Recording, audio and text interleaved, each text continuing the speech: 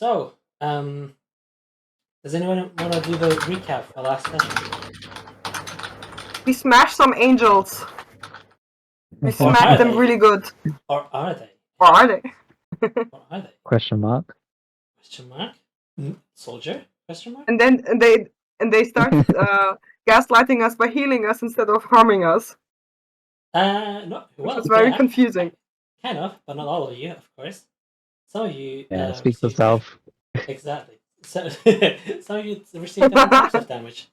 Now then, after that whole event played out, you all find yourselves in the town plaza. You've witnessed an elven lady snipe these angelic creatures, these celestial spirits from the skies. You've witnessed a surprisingly young-looking lad with a 1,000-yard stare, and you've witnessed a bugbear lady using her fisticuffs to do the talking, alongside a particularly skilled warrior and an unusual looking tall individual who wielded two hand axes. Now you find yourself in the plaza. What would you like to talk about? You see currently the druid who has been assisting in battle, tending to the injured, and his attention seems to be on the tavern to his left as well. I just wanted to remind you that I cast a divine sense and I saw some something. I don't. Yep. Yeah. Yes. Yeah. There was something in the tavern that looked a little bit maybe dead, maybe. Maybe not quite dead. Maybe undead. You know. Maybe something like that. Yeah, maybe. Yeah. So, you notice a lot of the soldiers are still like in shock. The troops are basically tending to the people. They're putting out fires that they have caused. Luckily, because you people reacted pretty quickly and managed to disperse the threat before it escalated too much, you were able to keep damages to a minimum. But you notice some of the villagers have been have burn marks on their bodies. Some of them have been just like cut as if like it was normal weaponry, like a spear or arrows. And some of them, strangely, appear. Some of the citizens have been turned into pure white stone, which glistens and has like contours on it like marble. Some citizens have turned into stone. Yes. Okay. Can you tell me? Can you say again what time of day it was? It's basically like dusk, so the sun has gone down, and it's getting darker already. People were basically expecting to go to bed, and then looking forward to festivities tomorrow because they had like things planned for the grand entrance of the Imperial troops and the Imperial general, of course. However, of course, their celebrations were not really able to go through since this evening disaster struck. I'm gonna turn towards the group and say, man, you all really fought well. Is anybody injured? Asking the group. So, addressed right now is the elf lady, the bugbear lady, and the tall person. Would you like to describe how your character looks to these three? Yeah, I can. So in front of you is a actually petite woman, kinda small. Looks humanoid, pretty normal. Dark skin, and in the glimmer of the light, sometimes it shimmers in a kind of copper way. You see metallic, almost looking brilliant blue eyes, teeth that are incredibly white as she smiles around, even though right now there's nothing much to smile about, and almost tamed looking hair that is massive and held down, constricted with a kind of rope. pretty much what you see as the image that's my character. A metallic chain-mail clads her body. Looks a little bit too big. Clinks a lot as she moves. You see a flail on the side with metal chains that is making very undexterous noises. High, like big balloon pants that are going a little bit too wide, looking almost like a hazard when she walks. And most importantly, she carries an almost 2 meter, let's say 2 meter 50 tall, kind of like a glaive object on her hand, with protruding like sticks. Like looks like a halberd, but it's actually a billhook, which is one blade going up to the center, one curved on the side, and one pike protruding out. And as she is standing there looking at the whole situation, noticing obviously the petrified bodies, she asks you, like, is anybody hurt? Looks a little bit antsy, to be honest, as if she is not really supposed to be there. On the roof of the watchtower. Oh yeah, right. You on the roof? I think Elise was on the watchtower while she was looking out for any other sort of danger. And the last thing I told you, Elise, was that the light, the one from the strange individual, who was like basically hovering in the air with the big blade made of light behind him, was basically flying off into the distance, and that's basically the last thing you saw. Would your character have returned back to ground level? Not yet. She would be up keeping, still keeping a watch over, but she will also try to listen in. Listen in. So she will try to listen to the conversation down below while she keeps an eye out. Okay, so but she will not partake in the conversation. So to say. Yeah, that's a little mysterious to do because you're on the rooftop, right? So you're quite far up, and there's like a lot of different voices going on as well. So you would have to roll a perception check if you want to like actively pick out the like specific conversations going on. 18. You're hearing these skilled individuals. You've noticed them like in battle. They were very much standing out from the average town's guard with their crossbow and spear at the ready, shooting flurries at the spirits. Yeah, you hear that conversation. Unless someone calls out for me, I don't know even if they see me up there. Unless someone calls to me, I would not answer. Since you did go up without trying to stealth, the guards would basically call you down, because because basically they're trying to figure out what happened, right? And since you've been up there for a little while, they want to ask some questions about what you've seen, what you've done, what happened, if you know anything, those kind of things. So they would be calling you down. If you react or not, that's up to you. Are those guards from the military? Or are they just town guards?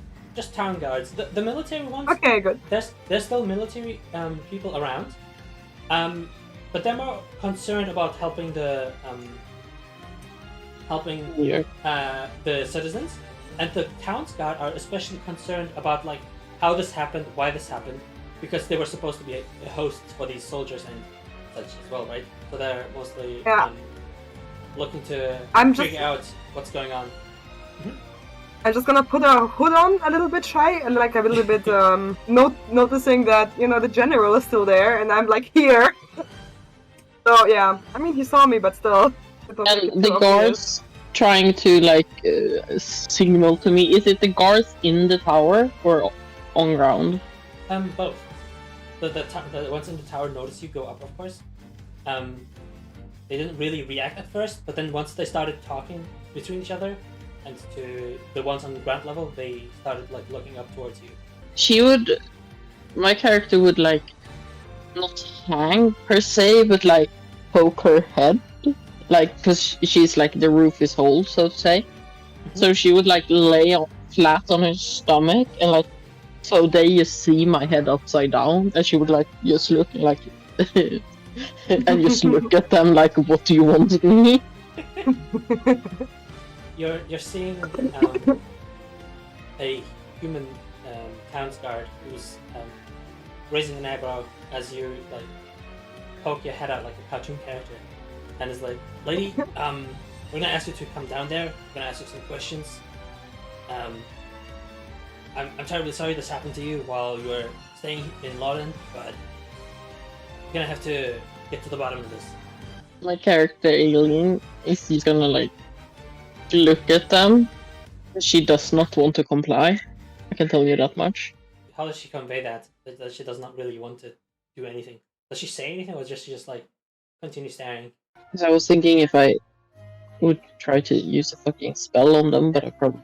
I mean, it's up to you. They're not really doing much, just asking you stuff. And then Aileen would just shake her head and pop back up and keep looking out. Yeah, they will basically just say, "Well, it's not safe up there." Whatever. They like kind of don't really care because they have better stuff to do, so they're just gonna like focus on what's ahead of them. Where are they gonna We're go? just gonna keep track if I disappear.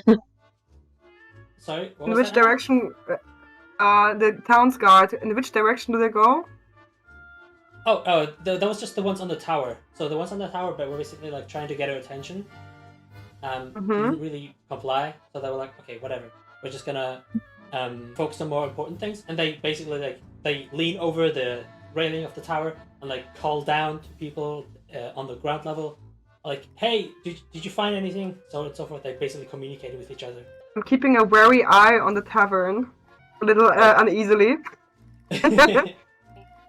And then I'm gonna turn towards the tall, confused person, and I'm gonna be like, "Are you guys fine? Do you need healing? I mean, you kind of fought a lot." I mean, I took a little damage, but I think I'm fine. All right. I know a little bit. I mean, I don't know much, but maybe I can. I'm gonna check out the people. Like, why are there stones? For Emir's sake. And I'm gonna slowly like make my way towards like one of the petrified persons. Just gonna take a look. Mm-hmm. Would you like to make a roll for that? Would you like to check on their like how they're doing like a health checkup, or would you like to investigate or Arcana? I wanna see if they're still alive. Like, are they alive or just like? Is it medicine? Yeah, basically checking if they're alive would be a medicine check. Okay. That is a shit roll. Plus anything? Yeah, a 10 in total. 10 in total. You're not the biggest expert on petrification, or at least like you've never seen anyone turn into white marble before. You're not entirely sure if whatever is below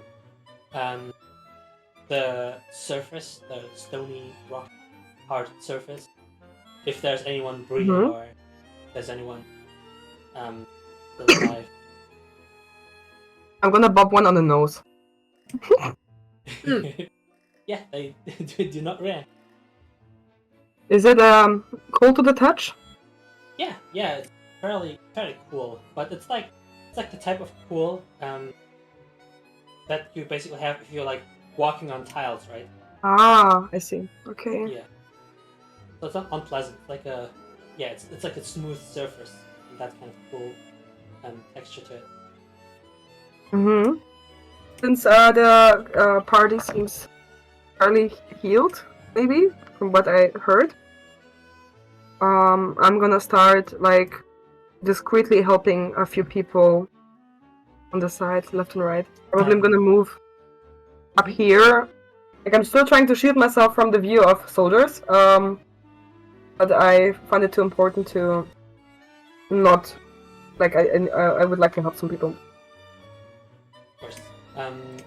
Do roll me a stealth check to see how much you're basically keeping under cover, so to speak. Okay. Shit. That's a 6. So because most of the town's guard are busy doing stuff, They don't really pay you As much always, attention. hang on, hang on. I have a heavy armor. I roll with disadvantage. Give me a second. Alright. It's still a 6. All good. Yeah, so they basically pay you not too much attention. But you do notice the occasional gaze going your way. Oh man, okay. The general especially. you- The general especially, you do notice he very much like saw you and still sees you, but he's trying to not give you any attention because he looks fairly busy with what's been going on.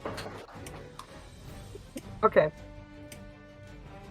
As the basically the recovery efforts are going on, the general will also be approaching these two adventurers.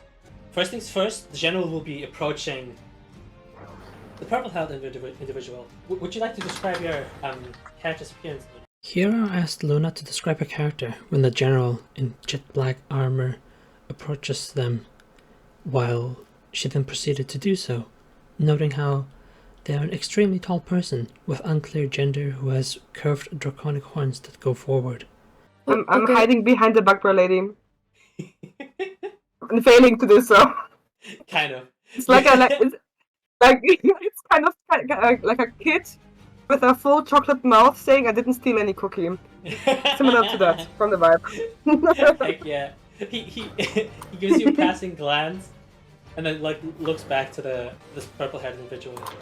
He's going to, if you comply, he is going to basically pull you to the side. He will be putting a hand on your shoulder and say, "So, you warned this town of something terrible?" The general mentions how the wanderer warned one of the guards, which is why he's approaching them, and asks them about the nature of these visions.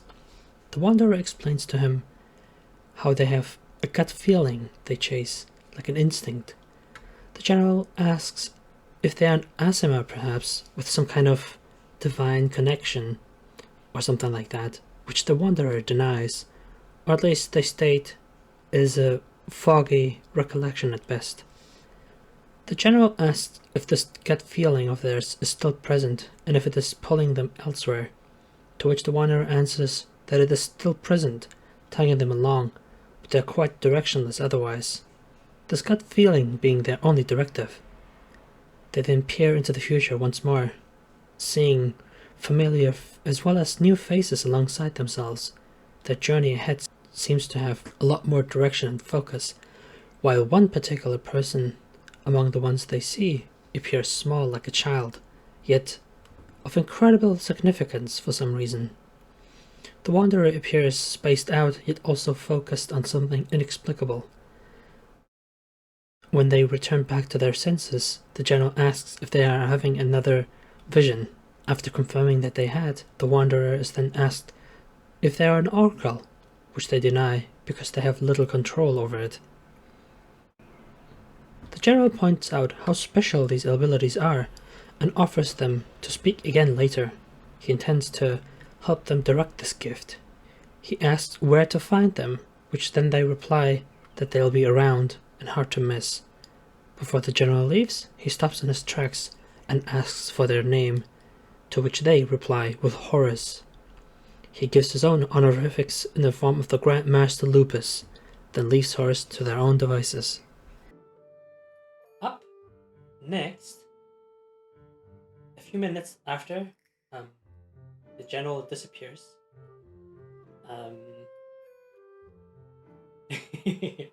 okay, I know exactly how to do this. You, Anna, Okay. feel something poking you from behind. Okay, I turn around. Excellent. As you turn around, you see this spectral creature. It appears Oh. somewhat immaterial, like it is not really made of flesh and bone, but made out of something you cannot physically touch. It is a spirit of sorts, or perhaps a ghost that appears to take on the shape of a wolf, as it wags its tail and lolls out its tongue and sits down, trying to get your attention. Aww. Okay, can I pet it? Of course, you can most certainly try. You try petting the dog. I'm gonna try. Would you like I'm like, why am I so cute? Okay, I'm gonna pet it. I'm gonna try to pet it. to? Heck yeah. Please roll me animal handling. Okay, I'm rolling. Do I have anything there? No. Okay. Alright. Natural 20! Let's go. Yeah! Ah, heck yeah. So, you reach out to pet the ghostly dog on the head, and at first it almost seems like your hand is about to like phase through its body, and it's quite cold to the touch, but appearing friendly and agreeable to the creature, you suddenly get resistance on your hand, so Ooh. you're basically able to touch it and successfully pet the dog, as it appears quite content with the pets. I'm gonna be like, full on, who's a good boy? Heck yeah, that's Are you so exactly shiny? After receiving after receiving its pets, the hound kind of like snaps from like carefree and happy into a little more serious mode, as if like Okay. it has some sort of like as if it remembers something, or like it spotted some prey or something, just gets focused all of a sudden, and then it goes into this alleyway. Hold on, let me get the pointer. It runs into this alleyway, and then stops right here at the intersection, and then turns around to look towards you. I'm following, obviously, because it's a cute dog. Heck yeah. Oh. Yeah, and I'm like, what do you want to show me? Do you want to show me something? It lolls its tongue out,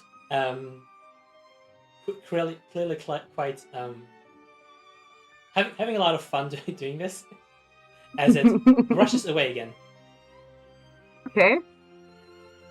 I am gonna go back. I'm gonna go off the dog. Heck yeah. Awesome. So, the dog leads you through these streets and behind the town hall. Alright. I do so, and I walk past the dwarven smith, who took my kill away, and I just nod at him, but I'm still a little sour. And I nonchalantly walk past the, around, and then I hurriedly, like a kid, go back here. Clink, clink, clink, my armor clinking behind me. Awesome. As you get towards the spot, you notice that the dog has been has sat down next to the general. Oh fuck!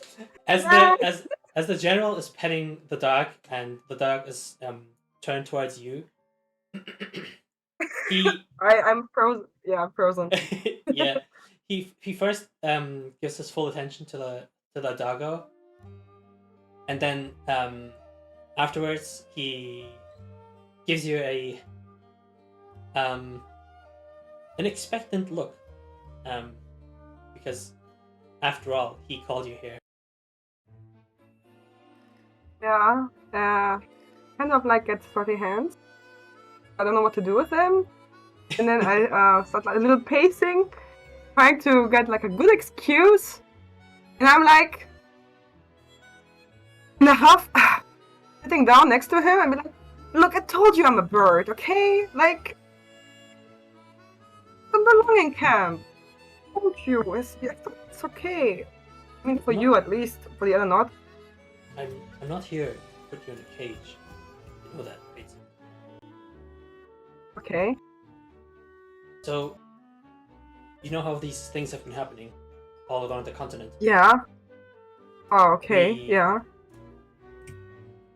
We might be getting closer to getting actual answers. What is going on? Is this like the Grand Invasion? Like, what happened? He gives a big sigh and then rubs his forehead. Right. The I scratch the dog too.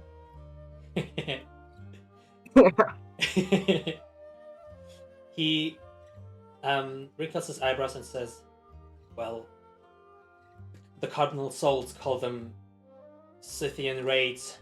They're messages sent by Demiurge. They are usually signs of his wrath. They're usually tests. They're not really explained well. It's a strange mess going on because I mean, nobody can really agree on what they're supposed to be.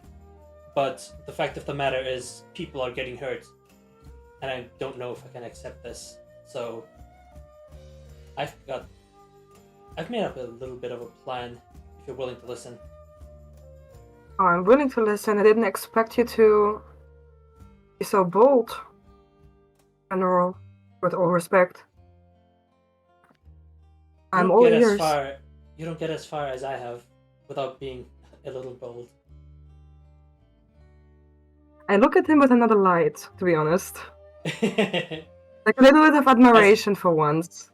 yeah. He as he says that, he's basically he's smiling a bit as he's like scratching the dog under its chin as well. Before you start, can I ask you what's his name? Nee, Um, yeah, I'm asking in general why I'm petting like a little bit too much. Like it's a bit complicated. It's always someone new. That makes sense to you. I'm happy you have a companion. Even if it's a dog, maybe tomorrow a cat, who knows?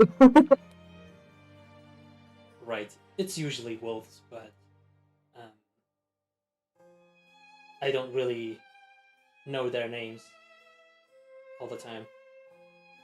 So, what are you planning to do? I've made a new acquaintance today. Someone who could potentially get us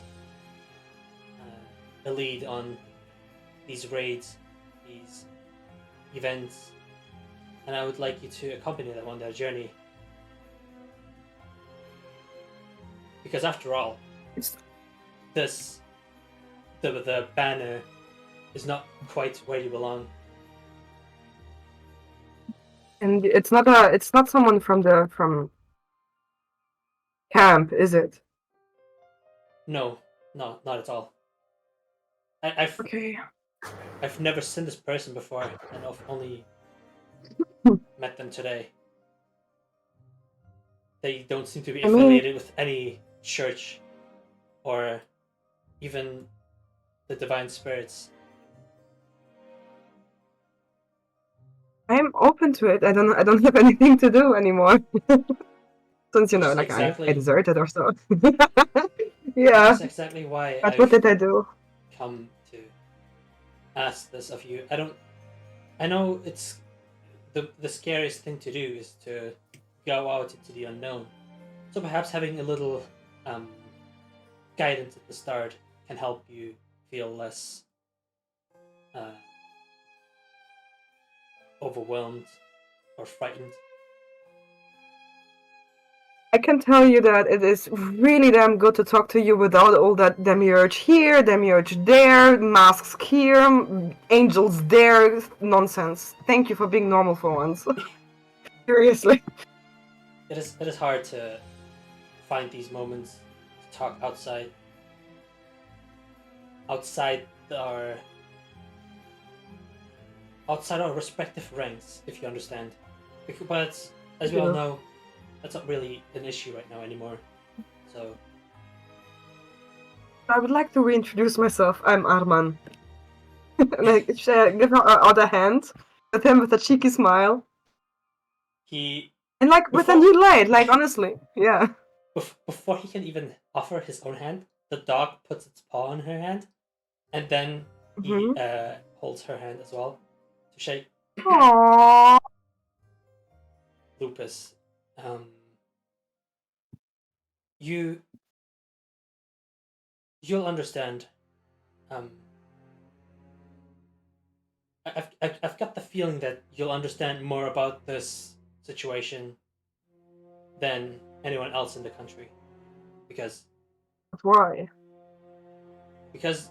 Information within the empire, within our system, I suppose, is hard to verify. Everyone has an agenda.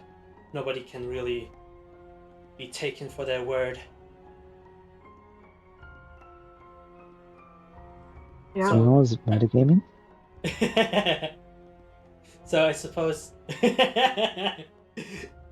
metagaming. So I suppose sending out an independent investigator is our best bet. And I know that your heart is in the right place, so assisting people like these who have experienced these horrible events will be fulfilling in of its own before you find your own path. I mean, I don't know. Like, I'm somewhere in the grand design. I guess I will. If I don't go, then it will probably lead me there anyway. I guess I will be going. Don't worry about it. You know that I do care about these things. He nods and then says, "There's a I'm not quite sure if they're Dragonborn, but they appear draconic. An individual in town. Go meet them. Mhm. Ask them to. I'm not sure. Maybe become their bodyguard. Become an adventuring party, whatever you want to call it, and perhaps you two can find others who could accompany you in this task of utmost importance. I will say right now, you will probably need a party of some sorts, because the roads northwards are treacherous, to say the least. And because we are now dealing with this, we will be delayed, to say the least.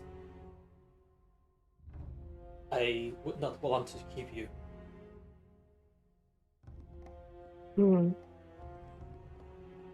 Arman looks down a little bit unsure. And she distracts herself with the dog, but this time the enthusiasm is a little bit gone. Alright. I think this is... Just that I get the relationship clear. I am not working for you anymore. And yet you still bring me on this task. He nods. Are you doing this? Yeah? Sorry. Okay. Say what you wanted to say. He says, I know it's not fair, or it doesn't seem fair, but I'm not asking you this as general or as Grandmaster. I'm asking you this as someone who needs to do the right thing. Because no one else will. He nods, and then stands up. Yeah, I guess I will find a way, in a way. I'm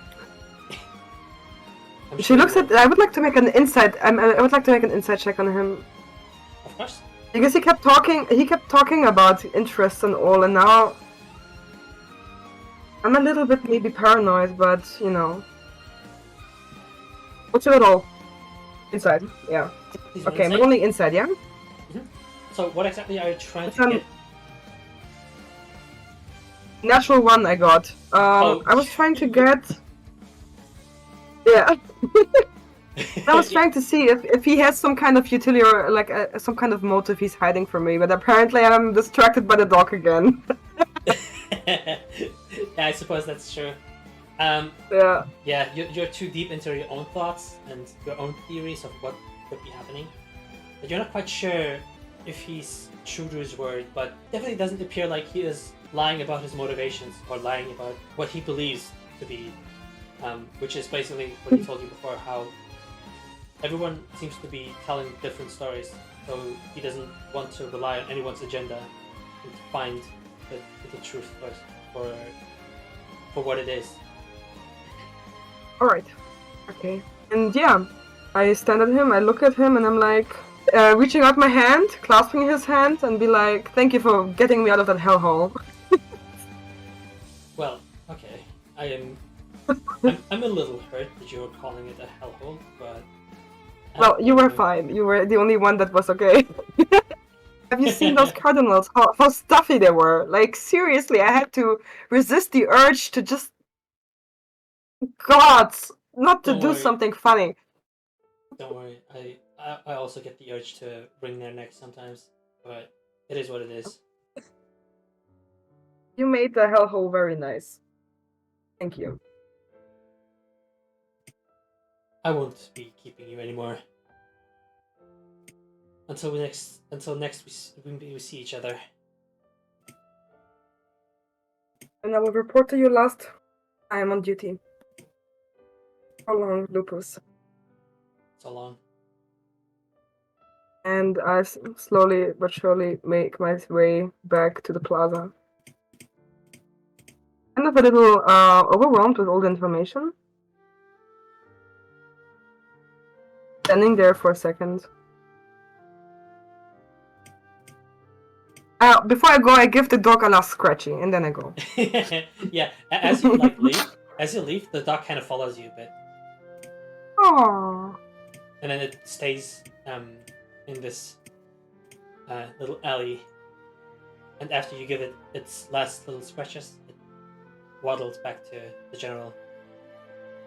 It's a It good dog. disappears, and then it disappears in a mist as the general steps away. Mm-hmm. Whoops, that's the wrong thing. Waddle, waddle. One. He's now gone. The dog is now gone. He's gone forever. For the foreseeable future. Alright. I have the feeling I should have asked more, but I think it's okay. You'll probably get more chances to speak. It's okay. Don't worry about it. Especially since you haven't left town yet. So if there's anything that comes up that's super important, you can try to find him again. Yeah, and I will slowly, after I took my second to kind of gather my thoughts, walk a little bit more confidently here. And immediately as I see people go towards the inn, I'm like, no, you should not. But they already leave.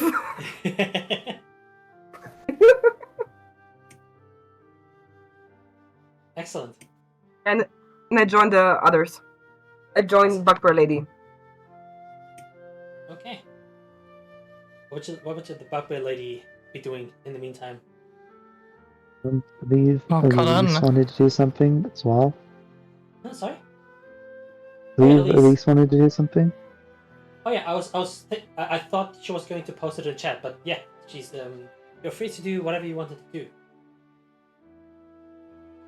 First, this little elf ranger lady wanted to sneakily go down the tower. Sure. Roll me stealth. If you like.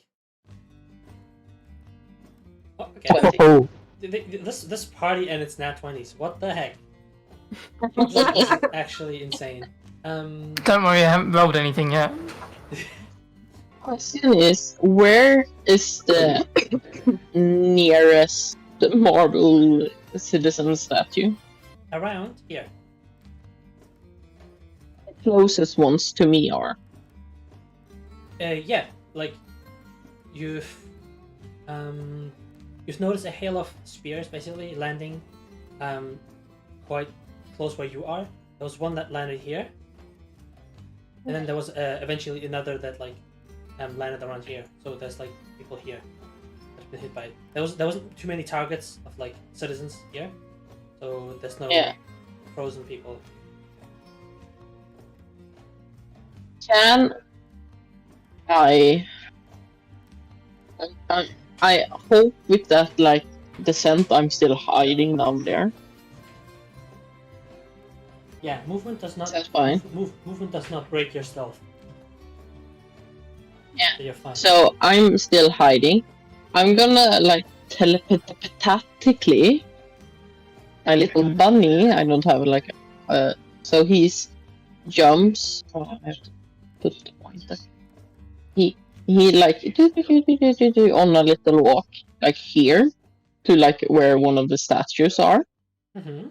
You can watch. I'm like looking at the bunny, and with a little paw, tiny little bunny paw, it's gonna place it on like the foot of like one of the statues, and I'm gonna just for the heck of it try casting mending through Mending. my familiar.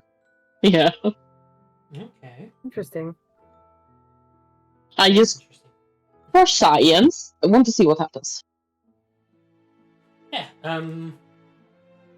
So you're also watching the statue, of course, or are you like seeing? Through I'm the... watching and casting, like, because I can cast with my familiar, like with touch.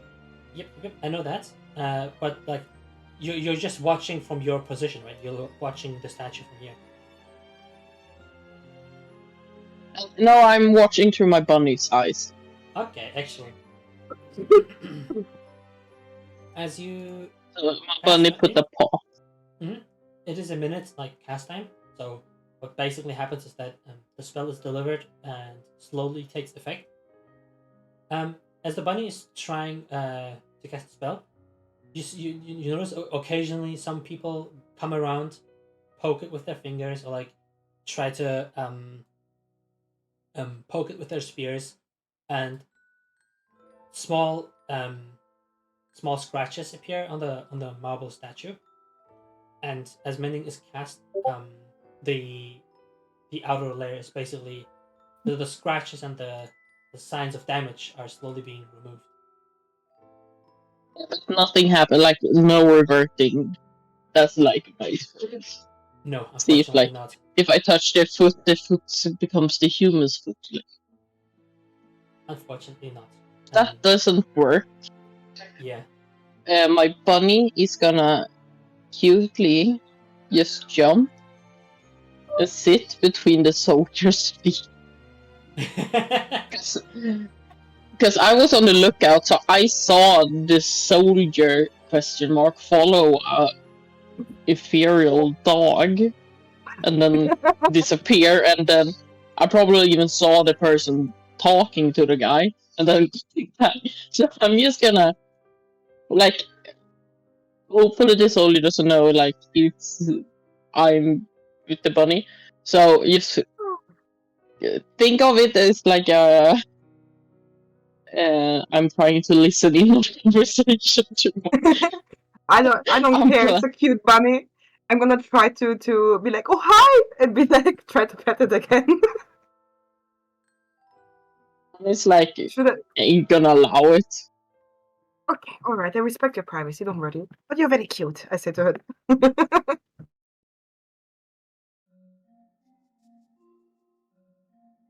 Alrighty. In this regard, I would like to make a general perception check to see if I can match the description of what the general told me. Mm-hmm. You. What's your passive perception? I'm guessing your Passive wisdom is perception. It's I'm an guessing 11. I'm not that. Yeah. I'm not that wise, as you can see. Mm-hmm. Yeah. You can make a perception check. Okay, I'm making a perception check. Ooh, wow. It's a 19. Goodness gracious. Okay, No, I awesome. have. Wait. Perception +1. 19. Yes. Awesome. This is the bunny. There it is. Oh yeah, what I was gonna ask, is there anything you want to do in the company of the bugbear lady before you I was. Yeah, I would like to strike a conversation and all, but I do not want to take too much space. So if anybody wants to jump in beforehand, by all means. Just wanted to have a quick perception check if I see anybody of that description. But like I already took a lot of space for you guys, so you can have more space for yourself. Elise did have plans on what she wanted to do. Luna had like the talk with the general as well, and Mhm. I'm not sure, Ryan. Is there anything you wanted to do in the meantime, as people are like kind of tending to people, helping each other? Because after all, Grimrai, his character is not going to do anything. Like he's literally like a little bit like a robot, I suppose, waiting for us to come to him, which may happen, you know. I think I'm a bit of a wreck, honestly. A little overwhelmed. Right. I mean, okay. I was tired. I wouldn't say I've probably been sufficiently woken up. But, no, I'm probably just scared. And looking around and nervous and, like, nervy. I think, yeah, nervy. Just sort of looking around the place like... Would I be I'm moving able my to head around, you witness? can't see it. Would I be able to sense that since I'm standing literally next to you? Yeah, probably. Okay. Can I make an insight check if you're open to talk to people, or like as if you're receptive, because you seem panicky right now? Can I make an insight check to see if you would be open if I would approach to offer some aid? Sure. Yeah, go for it. If you want, you can just Let's also see. like tell her It's a 14. if it's like obvious or not. I just, yeah, I'm cautiously open. You've been running around. You were hiding behind me earlier. I would have whacked you or something if I was that bad. Yeah, I'm sure that.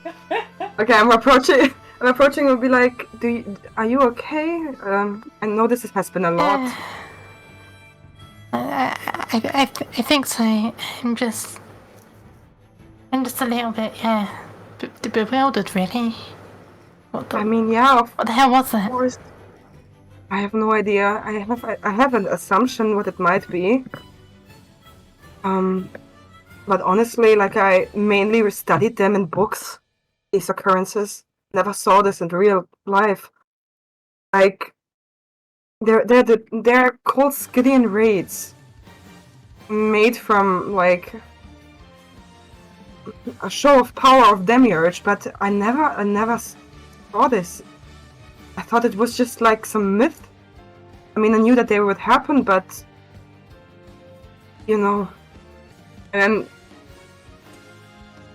do you need to sit down, maybe, or would you like some glass of water? I ask you. No, I think I'm alright.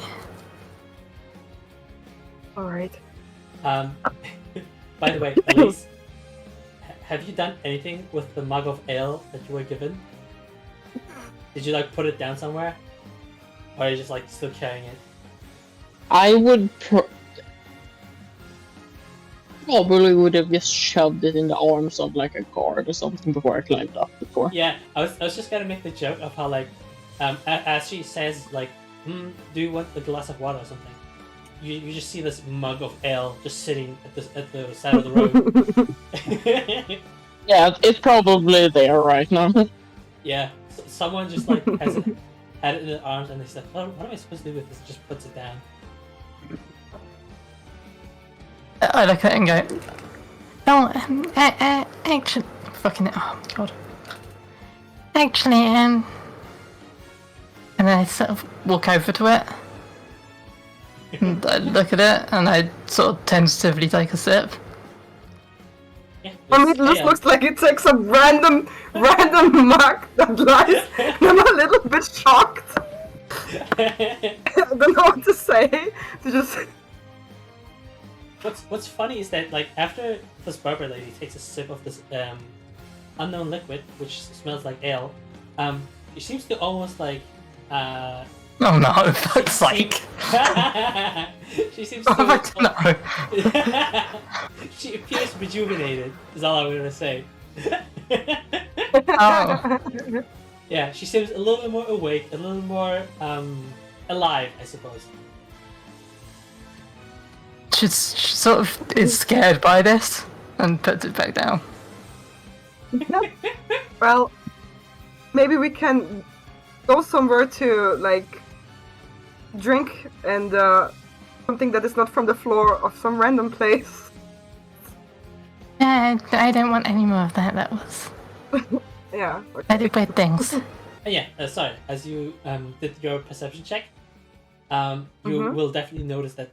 Yeah, you notice the tall, draconic-looking individual with the big horns and tail, the reptilian tail, almost like people watching. Ooh, mysterious.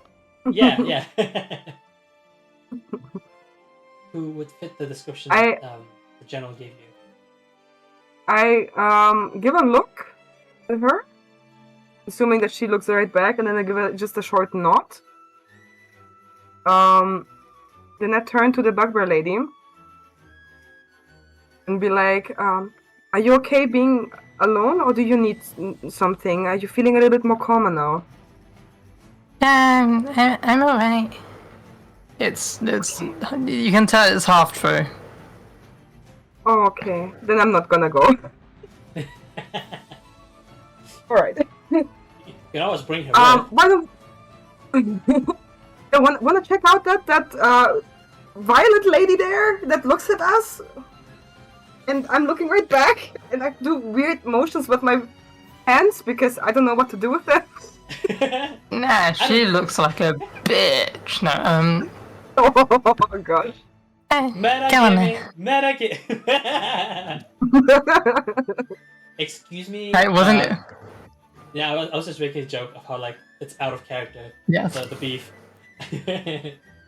It is out of character, which is why I didn't say it in voice.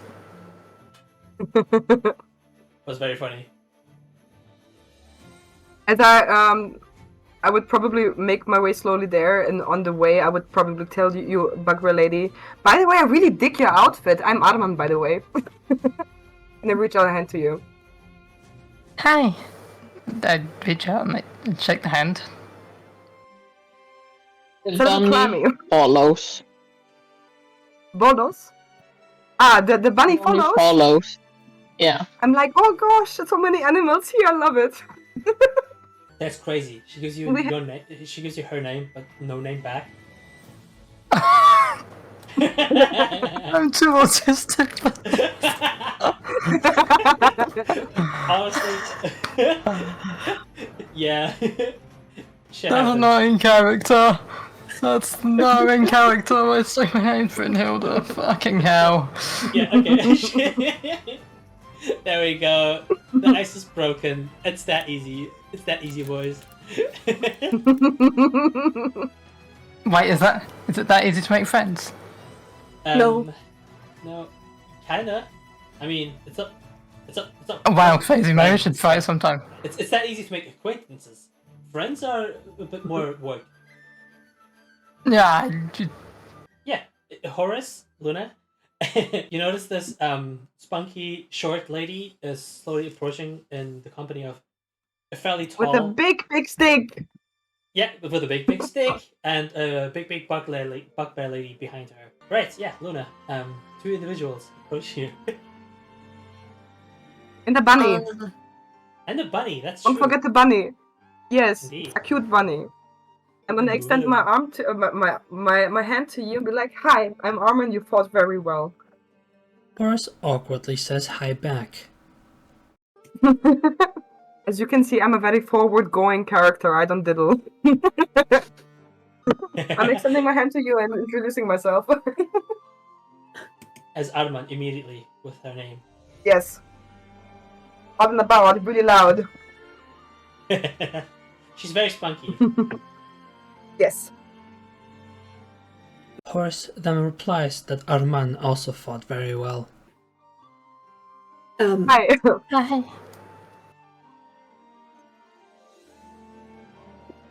Almost frozen solid, Horace apologizes and asks if they are making them uncomfortable and should leave. Please do. No, No, you were not making us uncomfortable. I was just noticing that you were looking and that you were also fighting.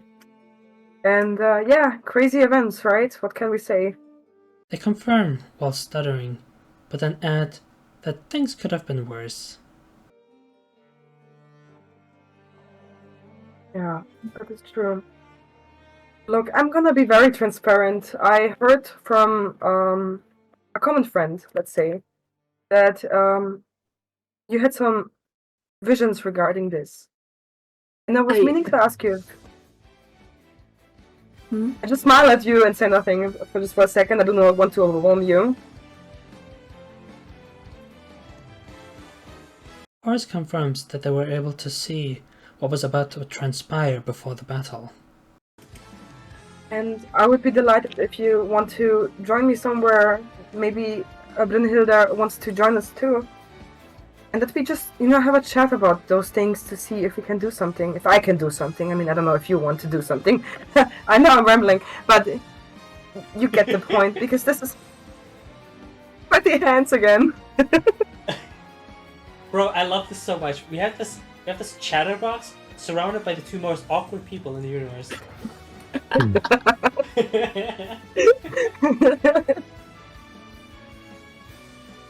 Horus agrees to help while still stuttering. Yeah, why not? Alright. So let's go somewhere, maybe not the old tavern, because I kind of think that there's something there that is not maybe nice, maybe? Horus agrees. The bunny is following, right? Yeah. Okay. Yeah, this tiny creature will be stealthily or not stealthily, I don't know or care. It's just there, and it does stuff. I don't think anyone in the party minds either, so it's fine.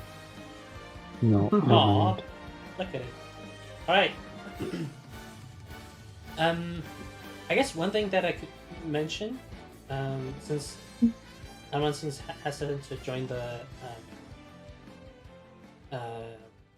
tavern, one thing that would be happening is that, like, once the most critical people have been tended to, which is like the first few minutes of the fight, and then everyone's being gathered by the soldiers, by the town's guard, and brought to makeshift hospital tents, I suppose, makeshift nurse tents. This druid individual would be with who has been casting spells before in the fight. Mm-hmm. Big, hairy, with hooves on his feet. Hooves instead of feet will be making his way to the tavern. Okay. As he goes, I'm gonna be like, you should probably not go there. I don't know if he listens. Like a little bit angsty. He stops and turns around to you. No need to be afraid.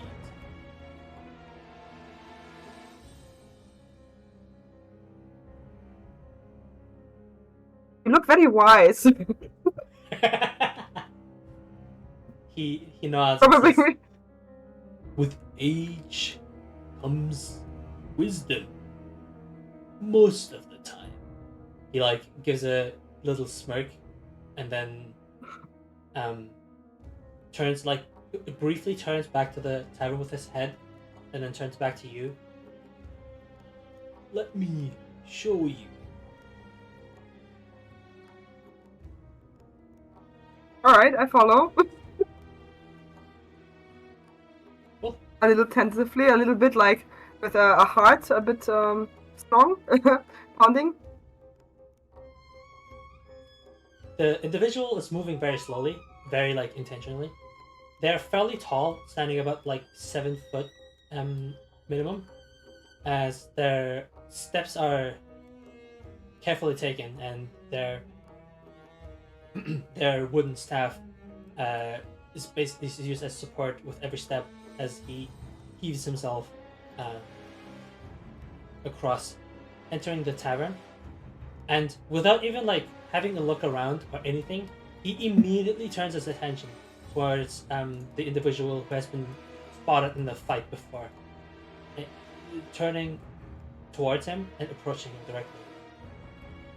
And I, because Divine Sense lasts 6 seconds, aka 1 round, do I still know that that individual is the one that I sensed?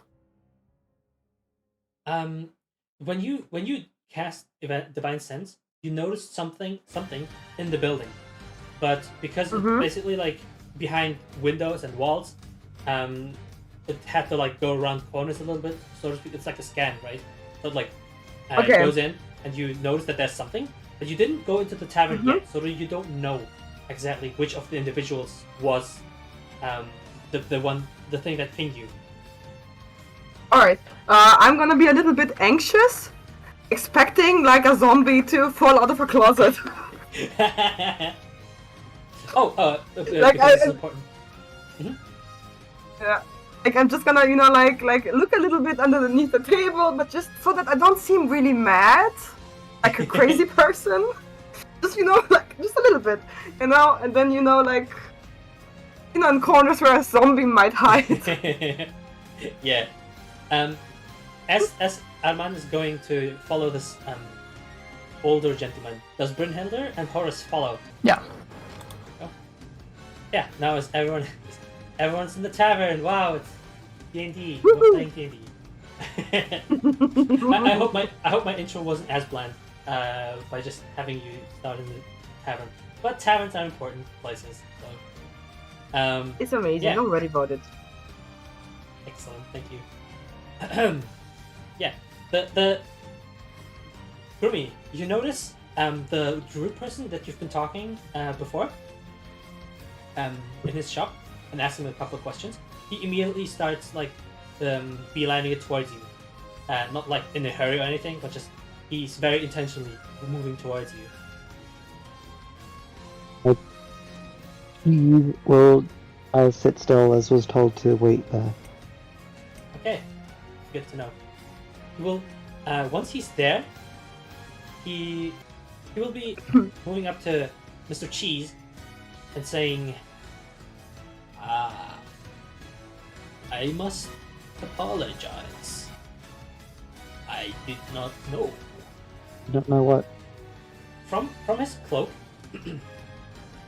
he produces a small talisman of sorts. And holds it in his hand, basically gesturing it towards him. The talisman appears like it's like a wooden engravement, which appears a little bit like the what's it called? Like the Inca screaming wooden figures. Hey, yep. Yeah. It looks like that. So it looks kind of like a. Oh yeah, it's not just not the whistle, the whistle thingies. Yeah, I think that's called like death whistles or ghost whistles. Yeah. So it's like a small little talisman which appears like have this skull engraving on it, with an expression on it that appears to be like screaming, and he's basically going to like gesture towards this individual, Grimmy, and in its maw. There's gonna be like as he points it towards Mr. Cheese, a small blue flame flickers. And then he will continue speaking. You, in between. He sneezes. Sneezes? He sneezes. Good. Do you know you are a blue flame? Do you know you are a blue flame?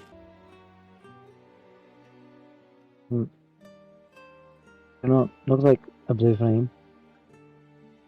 As Cheese just looks at his hands, that very much do not look like flames. Would you like to speak in private?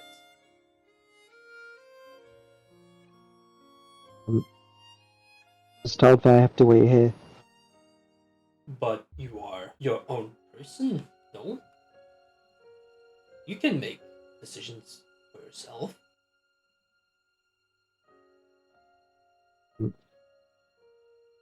I can?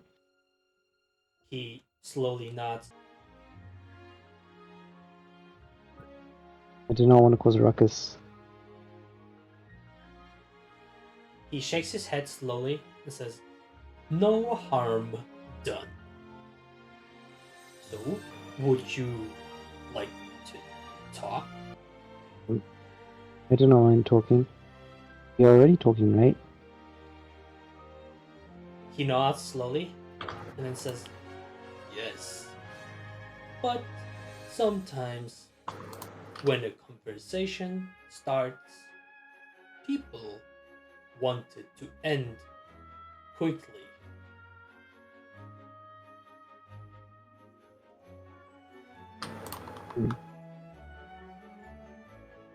I've not talked to many people, so I do not know. He Should I want conversation to end quickly? only if you are uncomfortable or feeling uneasy or perhaps in danger, then perhaps. I do not know what any of us feel like. Of course. He slowly pulls up a chair with his wooden staff and sits down on it, and then places the talisman on the table. He says,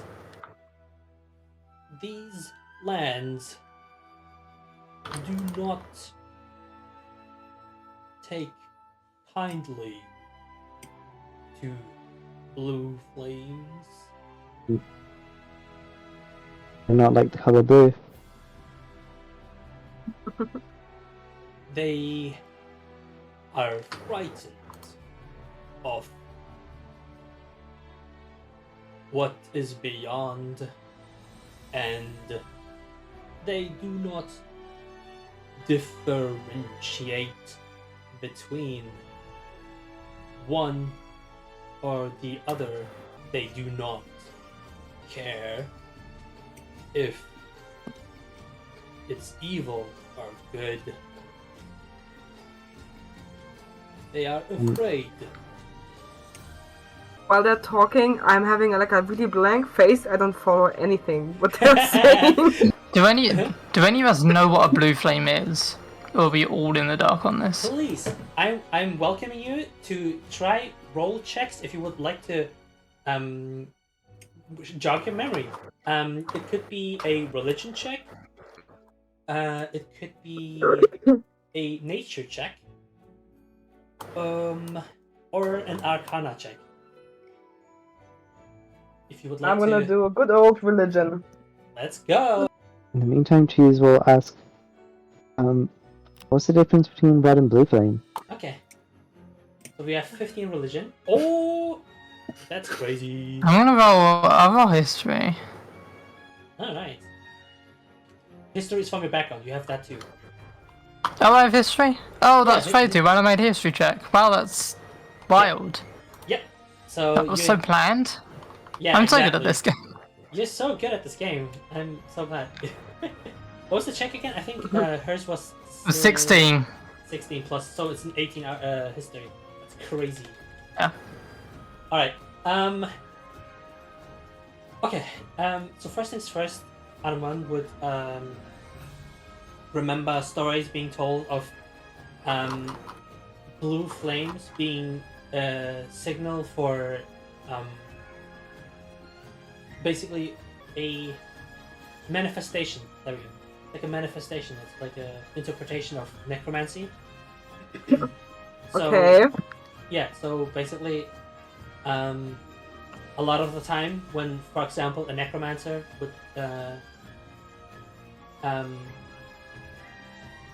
lot of time when necromancy comes up, blue flames is a topic that comes up, but you're not entirely sure, like, what exactly, the terminology is, because it's like, it's something you basically have to study to really understand. You really have to dig your teeth into it. It's not like knowledge that is like commonplace, unless you're in the arcane. But I have this face though. Oh, true. Yeah, Pikachu surprised. Right. You, Luna, Horus, would know that blue flames are basically similar to what Arman has learned. It's like a manifestation of necromancy, but you would know this not from the context of like religious text and the fact that they're like associated with the undead, so to speak. You would know as some kind of like entity, or rather a craft that basically skims the line between living and dead. So you know that there's both positive and negative energy involved, which means that basically it's not purely necromantic, it's not purely undead.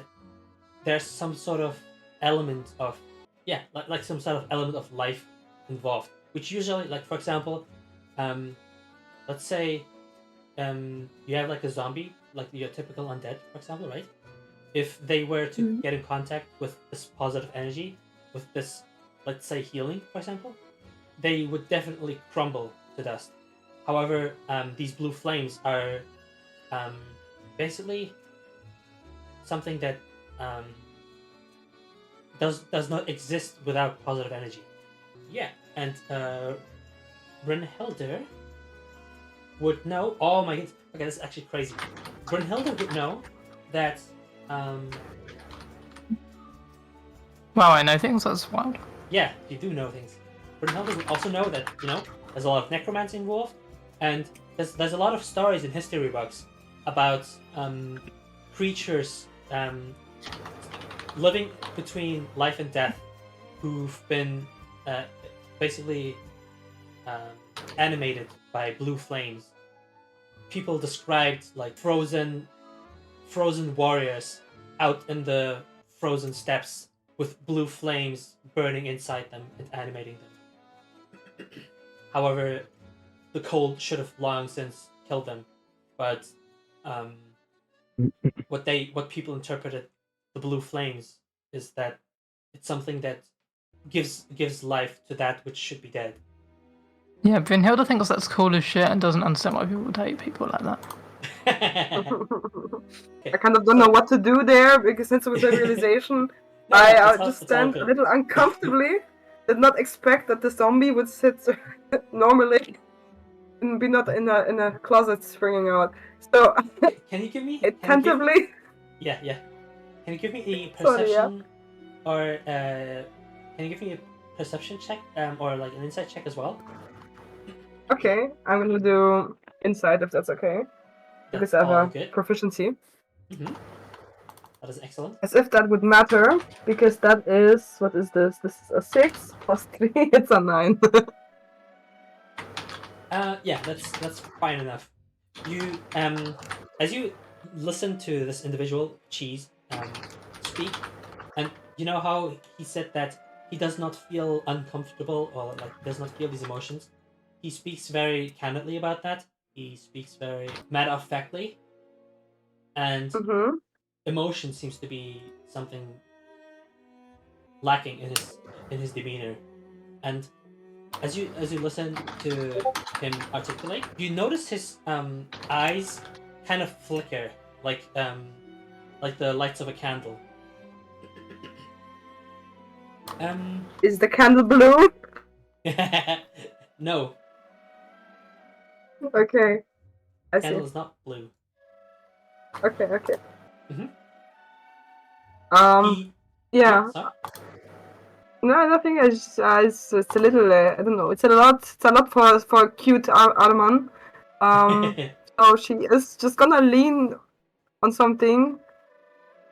Mask like as if it's courageous or confidence, but actually she's just like just a little anxious. kind of freaked out. Yeah, that's fair. Yeah. Yep, that's absolutely fine. Toppled by accident somebody's wine glass. Sorry. Smooth. Chains clanking somewhere. Yeah. The last thing that Grimmy asked was like, what's the difference between red flames and blue flames, right? Hey. Yeah. Right. They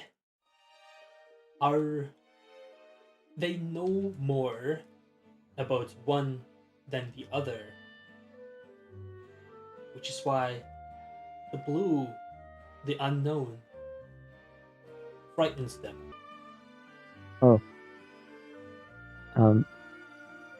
How do I become a red flame? He strokes his beard, thinking, and then says, "What is your idea of a red flame?"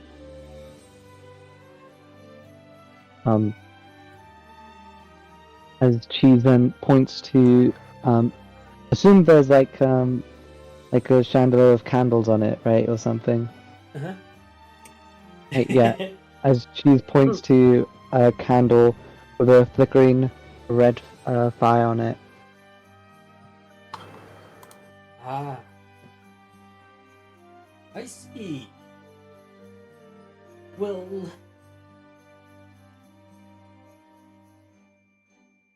it is not that you can help the way you were born. Some flames just have different colors. You need not necessarily change for them to understand and accept. But you can show and prove that there is nothing to be afraid of. He slowly slides the talisman over to his side of the table and then says, "This is for you because if you find yourself in circles hostile, this could save your life."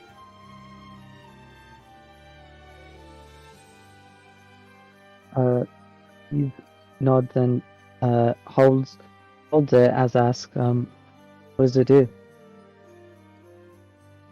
If you wear it, you can. He kind of slowly winks. Pretend to be a red flame. God. He nods as puts the that was the necklace, right? Yeah. Or the whistle. Right. Mhm. As puts the necklace on, and then looks at his hands once more, as says, "I've not changed." It is not a trinket to change you, but to conceal your constitution as a blue flame. During this effect, while you are cloaked, you may interact with everybody without fear of prejudice. Oh. Thank you, sir. As he says, still completely dead, face still completely deadpan. He slowly nods and smiles before he turns to Arman. I kind of flicker with my eyes, not sure why he looks at me suddenly. Pretending to be nonchalant. He gives Arman a smile and then gets back up on his feet. He will approach Arman again and put a hand on her shoulder and then say, And as he does so, I'm like, oh, you have a very tight grip. Risky, isn't he? He's just big, Like- yeah. Can't help it. Yeah. I'm tiny, okay? My apologies. You see, a potential friend comes in all shapes and sizes. I Which just is- nod. Fear is among the first barriers between that and friendship. I just blink. I don't know what to say. I'm like, um, okay, I'm gonna remember that, I guess. Ooh, it's a lot to take in. Take your hand off my shoulder now. It's a little hurtful, I have to say. My apologies. He slowly removes It's his hands okay. again. Mm-hmm. So, I sense you will soon become as birds. I just look in the group. I could check the vibe. To whom is he talking? To whom is he talking to us or to me? Yes, he's basically he says that towards you, and then slowly turns his gaze towards the other in the group as well. The others in the group. Yeah. I also look around and be like, "Is the Pikachu face now?"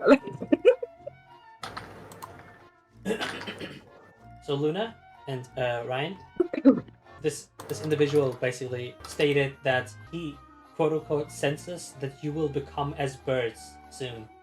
Cheese does not seem to show any reaction to this. He seems to just still have a deadpan expression as it just looks towards the party. I'm gonna. You know what? Can I make an insight or like a perception check if I can sense some undeadness on Cheese's face? Like, and I'm also looking like really like, cartoonishly like scrunching my eyes. Please go ahead. You can also just use Divine Sense if you want. I don't know if I want to be honest. But there are 2 zombies. There's 3, 4, 5 zombies. Everyone is a zombie now. Okay, I'm not gonna use Divine Sense because I'm pretty sure I know that from the context of the conversation, the cheese is undead. Uh-huh. Or would you think I would not know that? What do you say? Api? Well, you. Okay, I think so it's up to you, right? yeah, exactly. Like out of character, you definitely get the vibes, but in character, Mhm. Arman seems like super like perplexed. She has no idea. She's like so confused that like it would make sense if she doesn't understand if she doesn't understand. Okay. But that's entirely up to you. of Following. course. Okay, following. We'll I'm say gonna- as well, from the conversation, Cheese himself thinks that he's literally made out of flames that are colored blue. Aww. Kind of cute, I have to say. Okay, I'm staring at Cheese, cartoonishly, like with the scrunchy eyes, and then suddenly you see my hair turning white for brief seconds, my eyes turning white for brief seconds, like really randomly, and I cast Divine Sense on you, on me. Heck yeah. And as I do, like the hair kind of seems a bit floaty, as if it tries to get out of the grasp of the bands that I carry around, like as if it's suddenly in water and then settles again. Would like to remind about a certain object was just given. Yeah.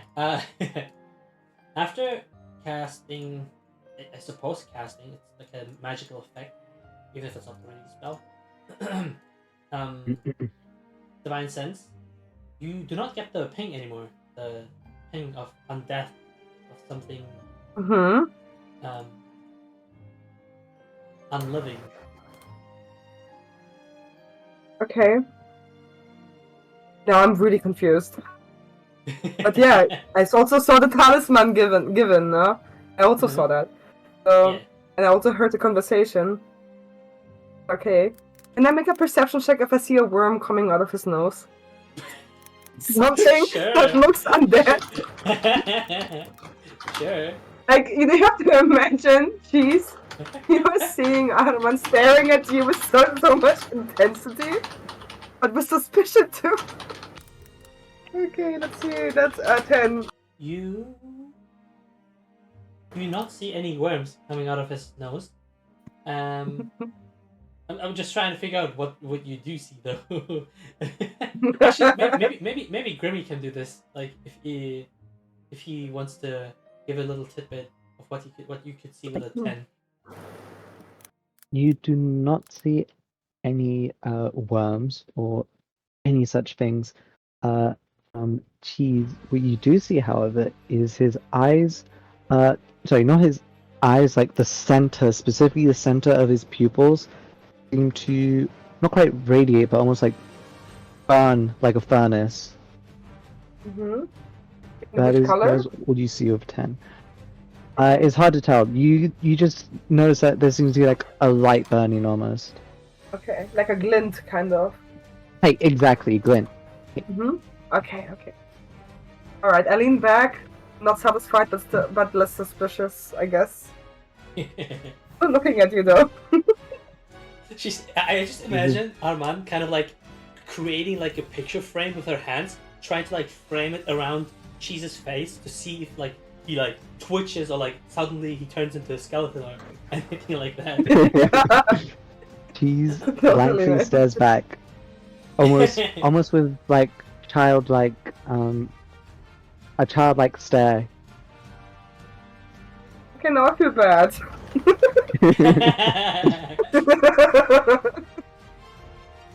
He so after this individual said you will be as birds soon, and then nobody answers or like nobody really understood like the memo or whatever.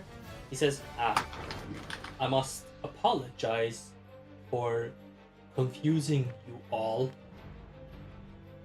I simply meant to say that you all are free and capable of free action. You are your own individuals, and just as birds in pursuit of your own fate. I like that sentence. Thanks for explaining it, because I got a little confused. I thought because suddenly you talked about blue flames and red flames, and we were just attacked by winged creatures. I was really lost for a second. Not gonna lie. I understand. Things are frightening. They are not making sense, so to speak. But the only thing that I would like to ask of the group to help this young man see his own freedom. I kind of look like a cheese again. And be like, are you held captive? Not really getting it. I do not think so. And why do you need freedom if you're not a captive? What kind of freedom do you need? I'm not sure. And she just turns to look her up. He does not quite know that his actions are his own. He says he waits on behalf of others, but does he wait on behalf of himself? That is all I meant to say. I must apologize if my speech confuses you. I have a lot to take in, and then kind of like hesitate, but say, it's not like that your speech is confusing, it's just you speak very slow, and then sometimes it takes long to understand what you're trying to really say. But I get you. You are very wholesome. I do my best. Charisma of 18, baby. That's why I talk that much. Well, I have done my task. I forgot to introduce myself. I am Ark. If you have need of any thing for your travel, you can find me in the shop. I run down south. I stretch out my hand and immediately like wince as he like crushes it a little too strongly. Then I would sit down next to Cheese. Oh, Is he? and one last thing. If you have need of work, you can find me too. He smiles and then slowly makes his way outside. Is Cheese eating anything? Nope, Consuming anything in the tavern? He's just sitting there. just sitting there. Okay. That's suspicious. But I like you now. It's okay.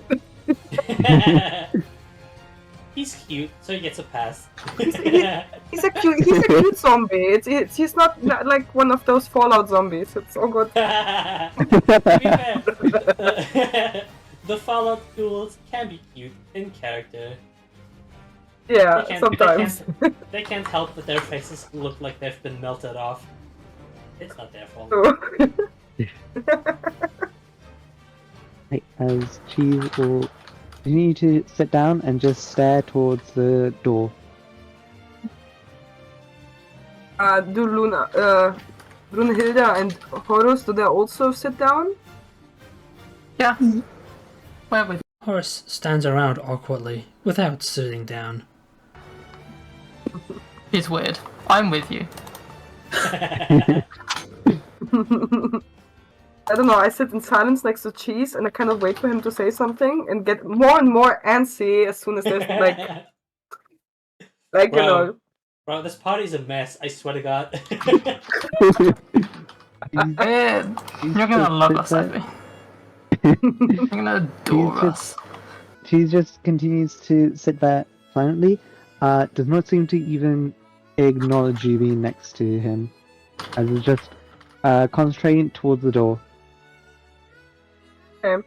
And there's like several attempts where I'm like inhaling to say something and then not saying anything. Looking at you like Horus and Brunhilde like expectantly.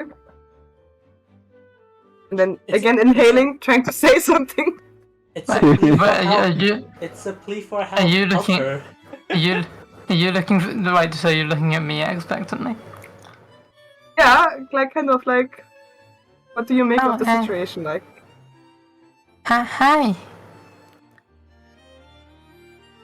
Cheese turns Now to look look at- at you and says, "Hello." Looks back towards the door. And then I look at Brunhilde and I'm like making a hand gesture like, see? So Hey, Cheese, what what am I saying? I try to find a way to explain, but so Cheese, you're not really like a responsive guy. Is that so? I'm trying to tell you like this is what you're like. That's what I meant with what you're seeing. What do you mean by responsive? As Cheese said such while still just looking towards the door. So fidgeting.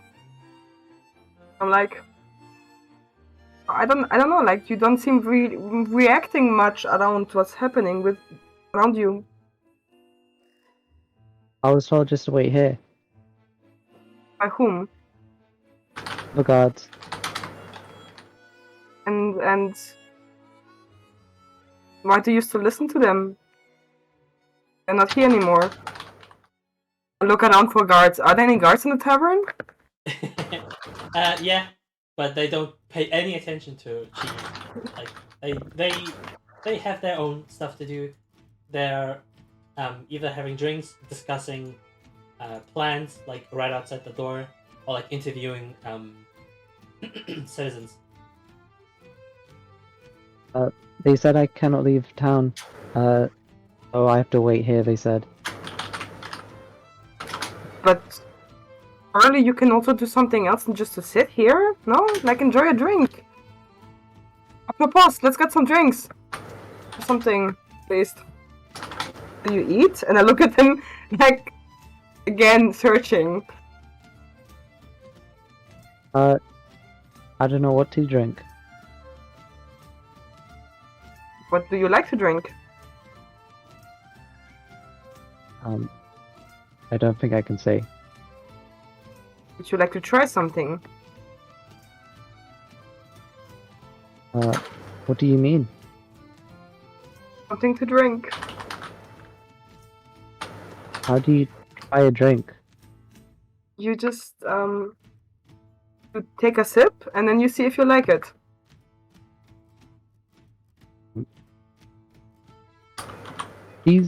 Despite Cheese's blank stare, you can tell that by him tilting his head to the side a bit, he seems a bit lost. As the party is like speaking to each other, you notice the bartender, this speedy gnome, is kind of like hovering around that table. He's like zipping back and forth between tables, stopping next to them, giving them a quick look, and then zipping away again. Expecting us to get something, right? Maybe. Yeah. Okay. Horus. Brunhilde, would you like to drink something?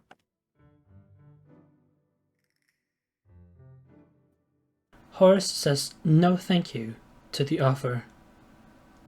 As you say that, the gnome literally appears like right next to you. We have water. Horace agrees to have water. I'll take something. Thank you. Something what? Something? Water? Ale? Maybe a spicy whiskey? No, just take some ale. Righto! He dashes away.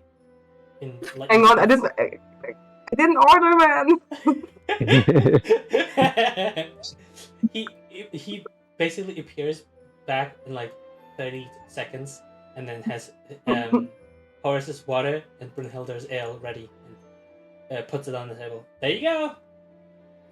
You can pay later. What? Can I ask DM what is a typical soldier drink in that area? Oh, you mean like in the Empire? Yeah, typical soldier drink. So the go-to drink that basically signals that I know my way around what's the word, army customs, right? It's just a drink called Holy Flame. Oh god, how on the nose is that? I love it. Yeah, it's not very subtle. It's not very subtle. Subtlety is not the Empire's forte. And I'm like, okay, can I get 2 holy flames, please? Righto! And he expectantly waits for Cheese, like staring at him. Oh wait, that drink was for you and him? Yes, I thought, because Cheese does not know did not say what he wants. He wants to try. Like, he gives you that's on me, by the way. Yeah, he gives you 2 thumbs up and like, hey, sometimes tough day, 2 drinks, it happens. He just like chuckles and then fucking dashes away again. I love him.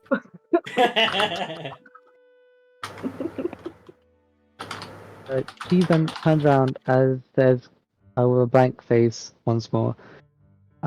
Thank you. I do not know what to drink. Soon enough, he returns with 2 holy flames. I'm not like particularly like well versed in alcohol stuff, but a holy flame would definitely be like something that gets you. It's a relatively light drink, right? Because you're on duty. You're not supposed to really get drunk because you're getting wasted. But because it's like it's culturally not very cool to have like light drinks. They basically flavor it around it being like a holy flame. It's supposed to be cooler than it actually is. So it's a very light alcoholic drink. And it's like its special features is basically emulating the fizz with some fruit elements. like oranges. Oh, that's cool. Nice. Yeah. And I slide one to cheese and like, try this. It is practically our bread and butter. You have fruits for the carbs, you have the spirits for your motivation, and you have to drink anything else. Cheers. And also cheers to Brunhilde and Horus.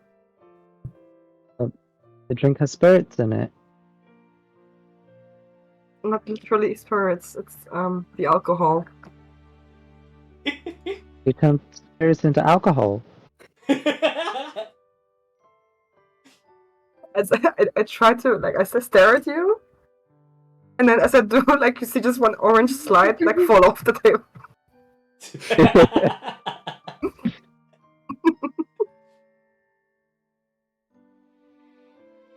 Yeah, I take a sip. Do you take a sip to cheese? Hey, yep, cheese will almost imitate you sipping. Do you also gulp it? Hi. If you gulp it, then cheese will also gulp it. Yes. Okay. Yeah, it's a fruity, refreshing drink. I do not know Do you if like? cheese has sensation in his throat, but if he does, it is refreshing. And? Do you like it? Cheese, for the first time, gives a smile as says, yes, thank you. Honestly, in this moment, I have like a little watery eyes. Like I'm like suddenly by this smile so struck, and everything suspicious goes away immediately. And I'm like, oh, you're welcome. Cheese then gets up as will go to the bathroom. Okay, cool. Yeah, Cheese temporarily leaves the scene, leaving Horace, Brunhilde, and Arman on their own, alongside the tiny little bunny. Oh, I hope that bunny is sitting on the table. Okay. Cute bunny. Like, Elise isn't here, so I cannot really say what the bunny would and would not allow. But you know, we'll take some creative liberties.